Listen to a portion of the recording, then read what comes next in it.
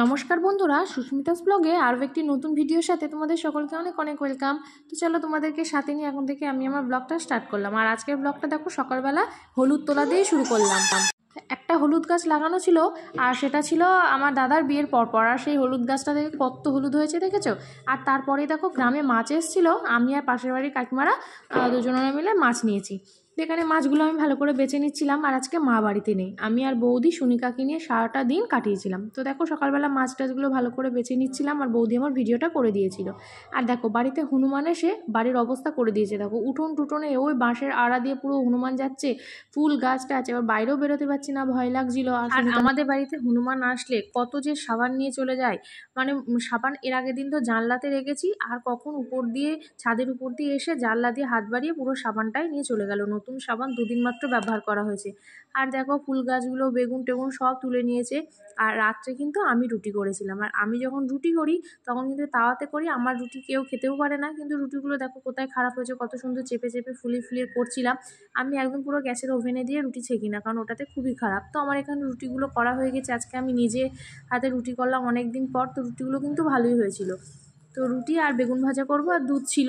আর বেগুন ভাজাও আমি যখন করি, আমার বেগুন ভাজা আর কেউই খেতে পারে না। আমার বেগুন ভাজা কেন খেতে পারে না বলো তো? কারণ আমি না একদমই তেল কম দিয়ে করি। আর তেল কম দিয়ে বেগুন ভাজাতে যতই তেল দেবে, তত তেলই টেনে নেয়। তো তেল যতই দেওয়া হয় ততই টেনে নেয়। তো তার জন্য আমি আবার কী করেছি, এখানে অল্প তেল দিয়ে দেখো বেগুনগুলোকে নুন হলুদ আর সামান্য চিনি দিয়ে ভালো করে মেখে রাখছিলাম। আর দেওয়ার পর না আমি ওই যে ঢাকা দিয়ে দিয়ে করি। পাশের বাড়ির ঠাকুমার কাছ থেকে আমি শুনেছিলাম যে বেগুন ভাজাতে ঢাকা দিয়ে রাখলে পরে তেলও কম টানে আর নরমও হয়ে যায়, তখন ভালো লাগে।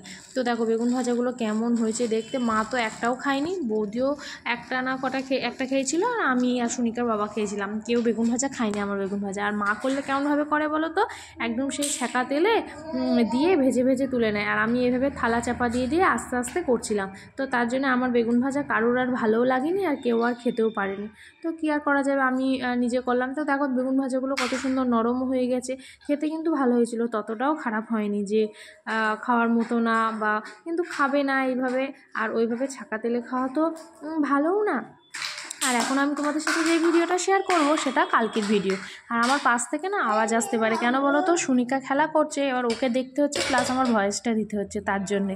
তো দেখো আজকে শাক রান্না হয়েছিল আর সোয়াবিন দিয়ে ডিম দিয়ে ঝোল। তো এটাই খাওয়া দাওয়া করে নিচ্ছিলাম। আর এরপরে আমরা বাড়ি থেকে বার হয়ে যাব, কারণ বাড়ি থেকে বার হবো এই কারণে, সুনিকাকে নিয়ে কালীগঞ্জের বাড়িতে যাব, কারণ অনেক দিন কালীগঞ্জের বাড়িতে যাওয়া হয়নি। আর এখন দেখো মা এই যে কলাইয়ের ডাল মিক্সিতে পেস্ট করেছে, তার জন্য দানা দানা রয়েছে। এখানে রস বড়া হবে, আর সরু চাকলি যেটা হবে ওটা হবে, কারণ বৌদি দুদিন পরে না বৌদিদের বাড়িতে চলে যাবে। এবার মা তার জন্য বললো বৌদি থাকতে থাকতে করি, আর আমিও আজকে কালীগঞ্জের বাড়িতে চলে আসবো, তার জন্য মা সকালবেলা ডাল টালগুলো ভিজিয়ে দিয়েছিল। তো এখন দেখো তেল গরম হয়ে গেছে, তেলে মা একটা একটা করে ওই যে কলাইয়ের ডালগুলো ভালো করে ফাটিয়ে ছেড়ে দিচ্ছিলো। আর এই যে এইভাবে বড়াগুলো দেখতেও যেমন ভালো লাগে, আর এটা কিন্তু ওই যে দোকানের ওই যে ডাল না, কলাই ওটা খোসা তুলে এই যে ওটাই রস বড়া হয়েছে, খেতে কিন্তু খুব সুন্দর হয়েছিল। কিন্তু অনেকের তো আবার অম্বল হয়ে যায় কলাইয়ের ডালে, তারপরে গ্যাসেরও সমস্যা থাকলে অসুবিধা হয়। তা মা আজকে করবে না, মা আমি চলে যাবো আর বৌদি চলে যাবে, তার জন্যই করলো। তো দেখো এখানে একটা একটা করে ছেড়ে দিচ্ছিল, আর ফুলে ফুলে উঠছিল। তারপরে আর দুধটা আমি মাকে বারবার বলেছিলাম, মা একদম পুরো সে দুধ ঘন করে করে। তা আমি বলেছিলাম তুমি একদম পুরো পাতলা করে করবে, যাতে কোনো অসুবিধা না হয় সবার। তো তার জন্য মা দুধটা আজকে একদমই অল্প করেছিল। আর রাত্রেও আমাদের পাশের বাড়ি একটা জেঠিমাদের বাড়ির থেকে মা দুধ নেয়, কিন্তু আমি তো রাত্রের আগেই চলে যাব। তো তার জন্যে ওই যে কাকুর কাছ থেকে যে দুধটা নিয়েছিল, আর ফ্রিজে দুধ রাখা ছিল, তো ওই দুধ দিয়েই মা করেছিল। তো দেখো এখানে সমস্তটা মানে যতটুকু ধরেছিল ছেড়ে দেওয়ার পর এই যে নেড়ে নেড়ে ভাজা হচ্ছিলো, আর দেখো ফুলে ফুলে কত সুন্দর হচ্ছে, আর কালারটাও এরকম ব্রাউন কালার। আর একটু ভাজা ভাজা হয়ে গেলে তারপরে ওই যে দুধ আর গুড় জাল দিয়ে রাখা হয়েছে ওটার মধ্যে ছেড়ে দেওয়া হবে। তো এখানে দেখো দুধটা আমি আবার দেখাচ্ছিলাম, তো দুধটা এইভাবে পাতলাই করেছে। আর বেশি ঘন করলে তো আবার রস ঢুকবে না, আর মোটামুটি আধা ঘন্টা 1 ঘন্টা আগেই তো করে ভিজিয়ে না রাখলে ভিতরে রস ঢুকবে না। তার জন্য আমি আবার সন্ধ্যার আগে চলে যাব বলে মা আবার দুপুরে খাওয়া দাওয়া করে করতে শুরু করে দিয়েছিল।